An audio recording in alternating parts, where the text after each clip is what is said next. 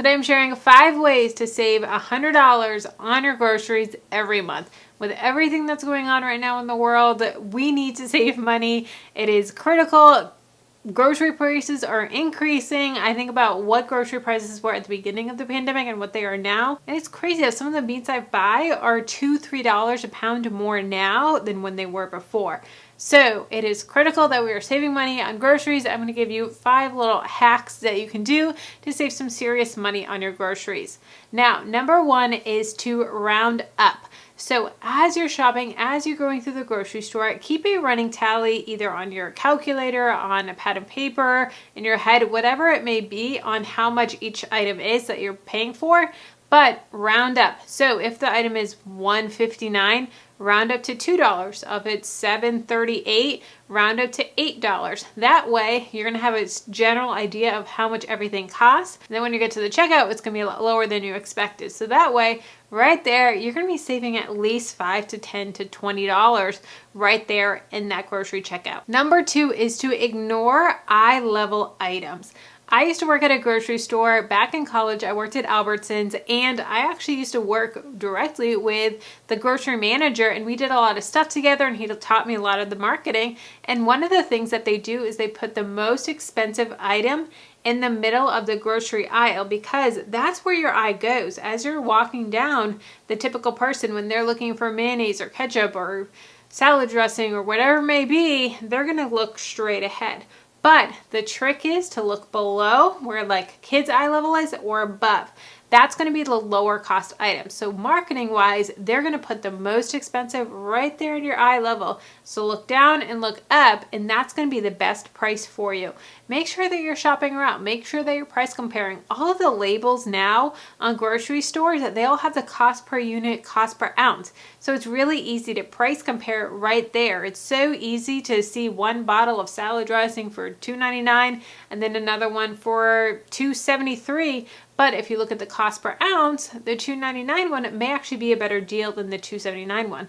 So look the full picture on what's going to be the best deal. And it's so awesome that they have the price comparison right there on the label. I also have a price comparison chart for you guys if you do want to get the price comparison chart, and you can go and write down what it is for each grocery store, because at Costco it may be one price, Aldi another, Walmart another, and that way you know which store has the best deal. If you're finding these tips helpful, you are gonna love my new course on how to save money on groceries. The way that I look at it is like investing in good airtight containers, right? So for your pantry, you wanna get good quality airtight containers so that your food stays fresher, therefore saving money in the long run. So yes, it may be an investment up front, but over time, you're going to save so much money on food not going to waste.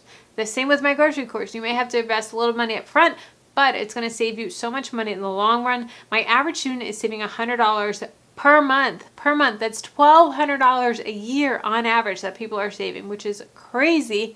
And it's on sale right now. If you use code YouTube, you get $15 off. So check it out down below in the description box. So many people love it. It comes with tons of video lessons, over 2 hours worth of video lessons, all condensed for you in one place. Also has a printable workbook, and it has a 7-day meal plan as well. So many amazing stuff down below in the description box. Go check it out and use YouTube to get $15 off. Number 3 is to do a pantry challenge. Now, this may sound really scary in the beginning, but trust me, it is going to be okay. And this is a challenge that you do not go to the grocery store for a week. I know, it's crazy, but chances are, let's be honest, you have enough food in your pantry, in your fridge, in your freezer to get you through a week's worth of groceries. When quarantine hit, I did not want to go to the store, and I made it 3 weeks without going to the grocery store. 3 weeks in a row, 1, 2, 3 in a row without going to the grocery store. My challenge for you is to do 1 week without going to the grocery store. Finding ways that you can do it. Do you have frozen chicken breasts in your freezer? Do you have cans of beans? Do you have rice that's ready to be made?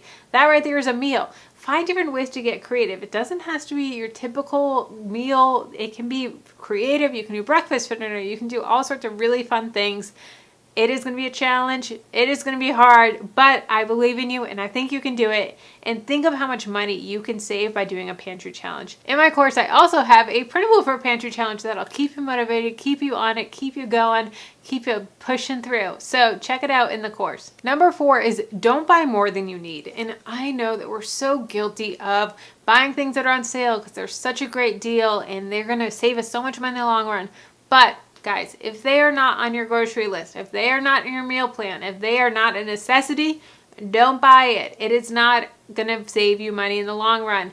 Just stick to your meal plan, stick to your budget. If you down the road have a stockpile cash envelope or something like that where you have extra room in your budget for stocking up on items, and that's one thing. But right now, we are trying to cut our grocery costs. We're trying to save as much money as we can on groceries. So cut out all of that extra spending. If it's not on the list, if it's not right there, we're not buying it. If you found this video helpful, I would love for you to like the video. It really helps with the YouTube algorithm and pushing the video out. And don't forget to subscribe, join the Freedom in a Budget family, hit that bell notification so that you're notified every time that I upload. Number 5 is if you buy it, use it. So what this means is use everything that you buy. Do not buy new ones until the old ones are used. And if you buy fruits and vegetables, if you buy meats, if you buy whatever it may be, and you don't eat it, it needs to be eaten. Don't let anything go to waste. I know that I have been very guilty of buying all this fresh fruits and vegetables and getting so excited, especially when I'm starting a new meal plan or diet or whatever it may be. And then I buy all this stuff and then half of it goes to waste. No. That is not helping. That is not helping the cause at all. So every couple days, once a week, whatever it may be, go through your fridge, go through your pantry and figure out everything that you bought that is about to go to waste and find a use for it. Whether that may be vacuum sealing. I just bought a vacuum sealer a couple weeks ago and I use that now. If I buy something like fresh broccoli and it's going to go bad, I'll vacuum seal and then I'll freeze it to make sure that it doesn't go to waste. Or I'll make sure I use that in a meal plan. I'll make sure I use that in tonight's dinner or whatever it may be. Sometimes I'll throw together all these random ingredients. One night, a couple weeks ago, I had leftover spinach, ricotta cheese, zucchini, all these just random items. And I ended up adding a couple other things to my pantry and made a whole dinner. It was delicious. And it got rid of so much food that was about to go to waste. Because, guys, food that we throw out, that is throwing away money. That is my biggest pet peeve in this house, is throwing away food that was perfectly good and it is now spoiled. Also, write that into your meal plan. Write in your meal plan once a week leftovers so that you're making sure that you're eating those leftovers up and they're not going to waste. Because another thing, let's be honest, say we make a big meal, it's delicious on the first night. By the second, third night, you're like, I don't want this. Or you're like, oh, I wanted to try this new dinner.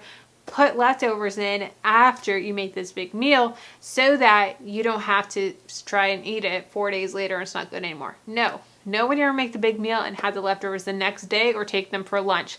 That's another great way to cut down on food costs, is taking them for lunch the next day. I know I said this was only going to be 5 tips, but a bonus for you is to use grocery apps.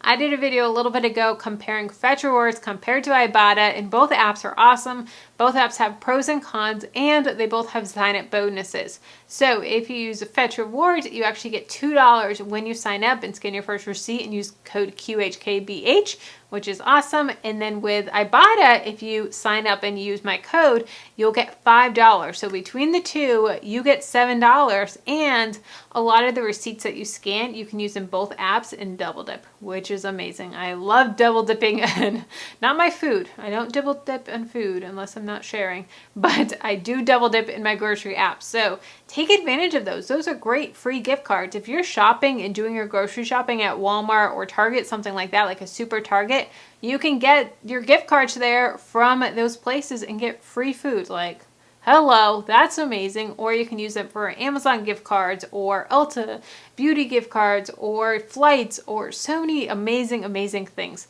So definitely take advantage of grocery cashback apps. They're super safe, they're secure, and you can get some crazy dollars.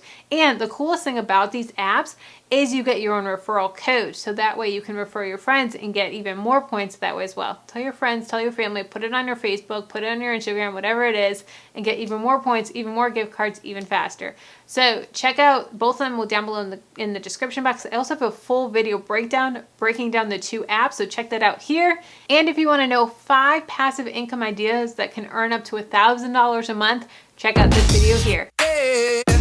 No.